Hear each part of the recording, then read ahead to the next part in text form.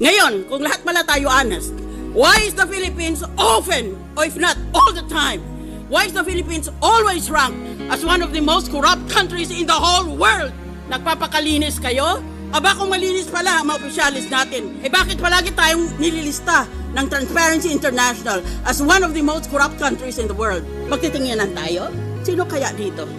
That is a problem with this country.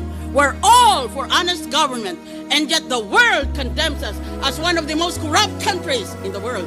That's why it is difficult to win in any international election, in any international campaign, because the Philippines, among others, has a reputation of being a corrupt country.